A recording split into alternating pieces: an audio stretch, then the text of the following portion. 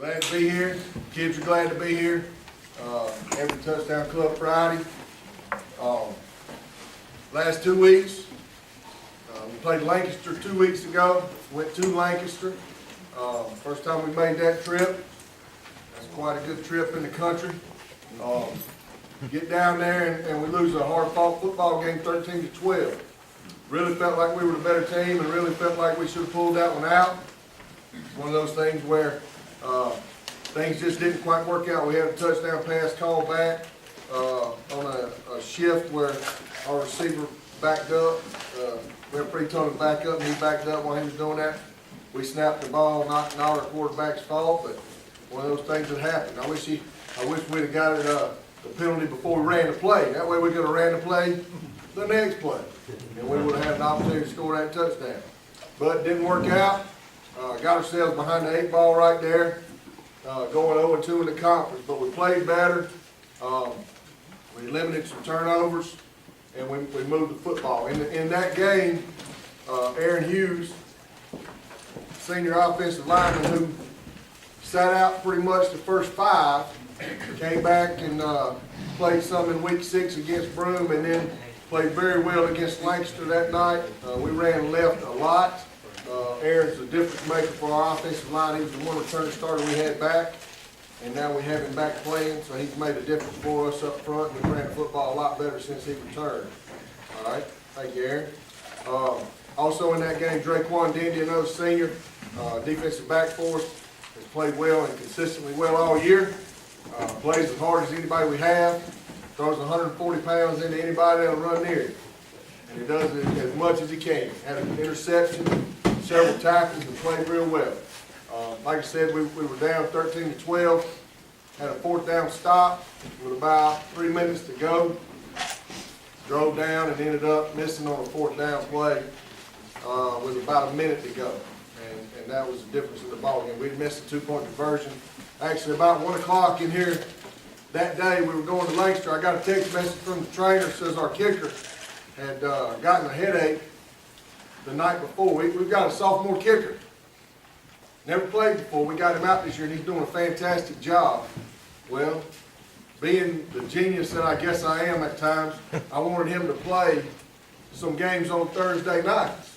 And I sent him down there to get some reps. And I told him, you're going to get a chance to kick some PATs and field goals. And if you kick off, don't go near anyone. Don't get near them. Well, apparently, I think it was the last kickoff, and I guess it's just fate or bad luck or whatever. I'm sitting in the stands with my father, who I don't get to see a lot during football season, so during the second half of the JV game, I went up in the stands and sat with my dad and watched the second half. And on one of those kickoffs on the JV game, our kicker gets pushed down, knocked down, something, and I said to my dad, man, I hope he don't get hurt. Well, the next day, he's got a headache.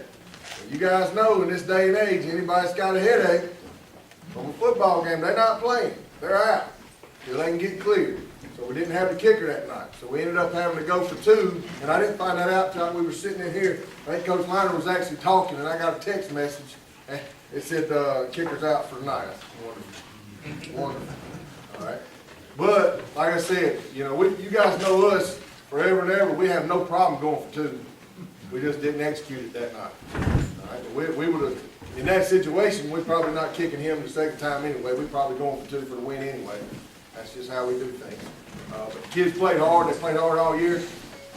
They could have taken that loss where, you know, we just missed and said, all right, you know what, it's just not going to work for us. We can't get it done, whatever. But they haven't done that all year. They play well almost in every game, maybe not for a complete game. They come out this week against Union. They're 0-2, we're 0-2 in the region, our backs against the wall. Without question, we got to come out scrapping, and we have. We take a 14-0 lead. We're running behind Aaron Hughes again quite a bit in the first half, and we punch in 2 touchdowns, go up 14-0. Playing pretty well. Come out the second half, our guys know that they're going to onside kick. We're ready, they kick it, they get it. Unfortunately, it bounces off of one of our guys. They drive down, we get a good stop on 4th down. First play, Hezekiah second. Everybody knows Hezekiah. Hezekiah fumble, first fumble of the year. We give it right back to them. They run a reverse and score, make it 14-7. they pretty much shut us down in the third quarter. We didn't have much offense. They shut us down. Fourth quarter, they had 2 drives. They ran the ball. We came into the game. You guys know Coach Tannehill. He's a heck of a good coach. But I think we could probably put one lineman up there and he could still throw it some, even with one. We could get a 1-10 defense possibly, and he would probably still throw it. And we came into the game and said he's not going to run to beat us. And he ran more than I thought he would. And they ended up taking a 19-14 lead. We had a big 4th down stop. Got the ball with about 4 minutes to go on our 25-yard line and finally drove in the second half. The only drive we had in the second half, thank goodness, was the last one. And we had several quality plays in that drive, 10-play drive in about 3.5 minutes, and ended up scoring and getting a 2-point conversion for the win. I guess the funny thing is, I talked about the week before, it kind of felt like you were supposed to lose when things didn't go your way. Well, then this week kind of felt like you were supposed to win. Because I'm going to tell you, they called timeout with, I think it was 48 seconds, somewhere around there. We come out of the huddle on 3rd down and goal at the 5. And we've been working on this play where Charlie Craven, who's our quarterback, little sophomore, can't have seen him. He can go ahead and stand up. He played real well, by the way. As a sophomore, played real well for 4 weeks. I think he was 3 for 3 on the last drive. And threw a big touchdown pass and had several key throws on that, but he's played real well. Started playing really mostly in the Lawrence game and has played well since. All right, you can sit back down. Y'all can see he is standing, I promise. He is standing. All right. Come out on 3rd down, we go to do it. We start Charlie under center and we start Charlie walking out. And we snap the ball while he's walking out. We were going to throw it to him in the end zone. Well, it looked like it was going to be open. The only thing I messed up, I had Michael Mann had split in. I had him run a slant because I thought their defensive back would cover him. He didn't. I should have run Michael to the back of the end zone. Long story short, they run down D. Jennings. We didn't throw it on 3rd down. He held on to it instead of throwing it over that guy's head to Charlie. Okay? So now you're in a 4th down situation and the clock stopped. Okay? We called a timeout with, 15 seconds left, whatever it was, and we had a 4th down play. And if we had scored 40 seconds to go, or 45 seconds to go, Union would have had quite a bit of extra time there at the end. But we called the next play. Charlie does a fantastic job. We try to hit the back out the backfield. And Charlie rolls out and just sits there and sees they got him covered, and he checks back to the tight end. As a sophomore quarterback, and I know Coach Liner being a quarterback guy can tell you, when you got a sophomore that's about 5'5" anyway, doesn't see well, and he can check back from the back to the tight end in the back of the end zone and find him. That's a heck of a good play. And it was a big play. Gave us a chance to be up 20-19, and we got the 2-point conversion. We did that. I think we scored with 10 seconds to go, 15 seconds, whatever it was. I don't know. I was pretty excited. But we get the 2-point conversion, which was a big play to go up 22-19, because if they get a field goal, obviously we needed 3 points. We kicked off to them. We kicked it on the ground. They ran it back to the 50, and then they had one play. They were going away from the scoreboard. They hit a pass. The kid's running around. He doesn't know how much time is left. His back's to the scoreboard. He makes a cut back to the middle of the field instead of to the sideline at about 20, where they would have had a field goal out maybe 1 second to go. He cuts it back. We tackle him in the middle of the field with 0.2 of a second left, so they couldn't get the play off, and we get a big win. Kids played really hard. Like I said, Charlie played very well. Has played well for several weeks now. Also in that game, Donovan Blackman, who y'all have seen before, is number 12, plays linebacker, and anything else we need him to play. He made several tackles, had a big interception right before the half, ran it back for a touchdown, got called back for a low block. And it was, I originally thought they had called it on one of our guys. It was definitely, I was not happy about, because it wasn't, until I got back and saw the film, and it was on someone else. And it was a legit call, no question. That would have been a big play if we could have gone up 21-0, but it was only 14. Donovan's made tackles and plays. We snapped the ball to him and let him run. I mean, he's a heck of a good football player. Might be the toughest kid we got. And he is the fastest one we have.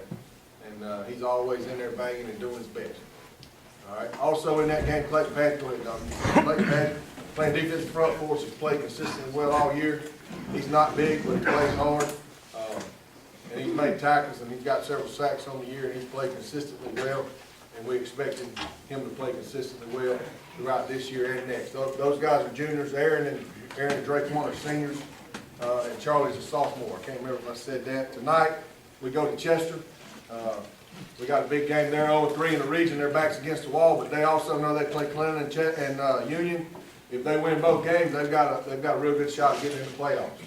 Our playoff chances are very simple. We keep winning, we keep rolling, and we keep going. There's certain scenarios that play out, but the only one we're worried about is ourselves, taking care of business tonight, playing well at Chester and getting the win. These kids have played hard. Their backs have been against the wall, and they could have gone any direction, and they've continued to battle and do what they ought to do. And good things have happened. I couldn't have been happier for them that something good happened at the end of that game Friday night. And we've been very proud of it. We're very thankful to be here. These guys enjoy coming. We haven't had good chicken on good wind chicken on Friday night when we get back to town. And the plan is we're going to have some good chicken tonight. It's always good chicken, but it tastes a little bit better when it's Victoria's chicken. They definitely want to do that. They're appreciative of everything that you guys do. And I've told them Coach Ayers they're in for a treat today. So they're excited about that. Thank y'all. And good luck to everybody else tonight. Hey, 2 weeks ago we went down to King for a region game, and they're a traditional opponent. And I was nervous before we left, and we went down and had a very poor first half down there. I think the score was 22-6, maybe in the first half, and I wasn't happy. And I shared that with my players that I wasn't happy, and said a few things and didn't say anything for maybe a 5 or 6 minute run there. I sort of stood to the side and said, you know what, you guys got to look yourself in the mirror. You have to do that because right now you're not playing ball very well. Second half we came out and 6 plus, I guess 28, 34. I think we ended up with 34. Second half, I told Chase Brewington, I've been at Lawrence Academy about since we started up there, and he took a game over more so than any other kid I've ever seen, offensively and defensively, and just did a tremendous job. I think he had 2 second half touchdowns down there, but just really took the game over. And Chase has not been in football since middle school, and he's missed out. He really has, because he's a talent. You'll see it here in a couple of weeks too in basketball, but he's a talent. And I thought the seniors really come back the second half, and I may need to do that more often because the left side coach seemed like the more points we scored. So I keep my mouth shut. Robert Williams, who's been with us all year, he's fought his hip. He's got a bad hip, and he's fought it all year and fought through that pain and has showed leadership. It reminds me of you, Coach. You sound like that's the nucleus of your football team. He's the nucleus of our football team, and I appreciate him fighting through. Even tonight, he'll play, but he'll be playing hurt. We've got Wardlaw tonight. But anyway, I appreciate him. I brought my 2 cornerbacks. Michael, stand up. Michael Griffin, and also Peyton Robertson. You guys stand up, and then just take a seat. I wanted them to see you. Both of them play cornerback. Played a running football team this past week in Carolina Academy, and they ran it, and they ran it, and they ran it. And the only guys left so many times on the sweep with my cornerbacks, and they made plays. I'm sure they were sore Friday morning or Saturday morning, but they made plays a lot of times when nobody else was left, and I appreciate that. They're not big as a minute, either one of them, but they will fight. They will fight. We need that spirit. They will fight, and a lot of times that's all you need sometimes. And didn't play Michael early in the season enough, and he came to me and said, what can I do to play? And I said, keep doing what you're doing. And found out I wasn't as smart a coach as I thought I was, and he should have been playing more early in the season. But we had a tough loss against Carolina Academy. We ran out of points. It's 54-52, and I was the losing end of that. That doesn't sound good as a coach, losing that kind of game, but we had plays that was going well. We had just a hot pattern across the middle of the chase. I guess we completed 6 or 7 times in a row, and then I got smart and said, you know what, let's try something else. And we did, and we didn't complete it, and ended up costing us a ball game. So it's been 2 tough ball games, 2 weeks in a row. We will have another one tonight down in Johnson against Wardlaw, and we would like to get that win to have a chance. A lot of ducks, or a lot of dominoes got to fall the right way for us to get in the playoffs. But that's what we're fighting for right now. We need to win out, obviously, to get there. But it has been a tough season of close games, and that's not always the case in our league. But it's been a tough one, and I appreciate these 4 guys and what they've done. All right, thank you so much.